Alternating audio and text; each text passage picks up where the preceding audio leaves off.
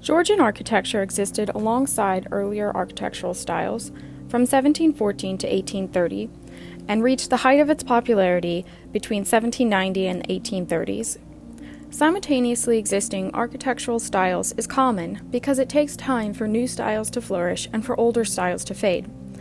Georgian architecture was an English style of designing adapted to American colonial conditions and is named for the British monarchs George I through the IV. It is among the most long-lived styles in America.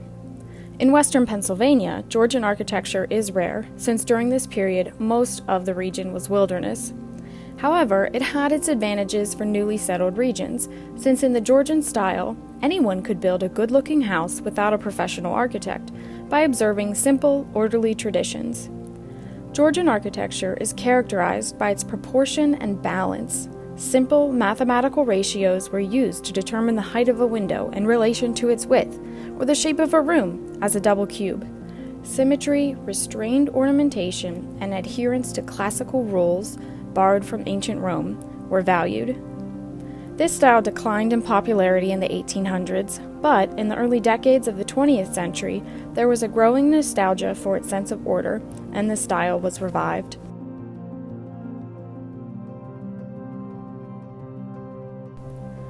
The first architectural style common in Pittsburgh was Greek Revival, popular from 1820 through the 1860s. During this time, American culture closely identified with the democratic government of ancient Greek society. The simplicity of Greek Revival allowed it to be adapted to inexpensive townhouses as easily as it was to religious, commercial, and public buildings.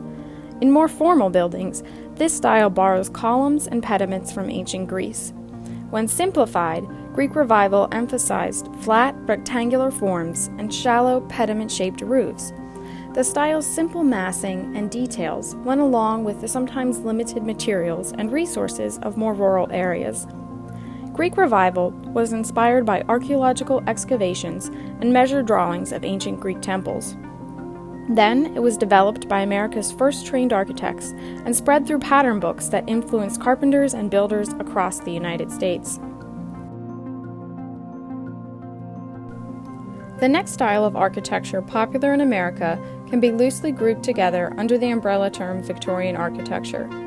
All Victorian architecture tends to be irregular and picturesque and is named after the reign of Queen Victoria in the British Empire.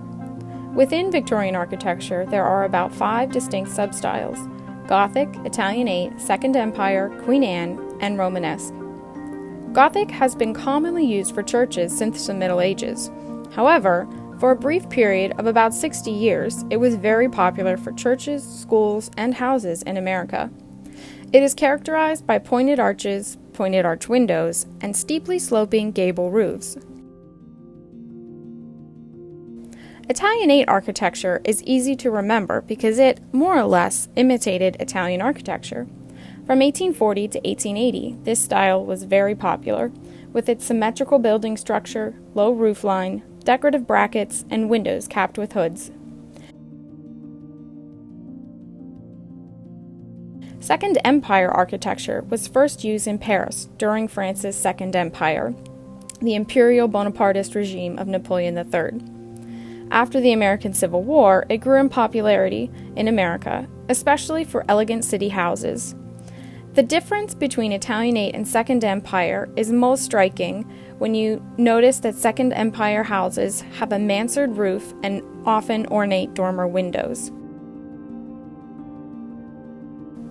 Queen Anne architecture is the most irregular and elaborate of all Victorian architecture. It takes its name from the English Queen Anne, where the style was first popularized. And the easiest way to identify a structure as Queen Anne is to look for round towers, stained glass windows, and many, many details.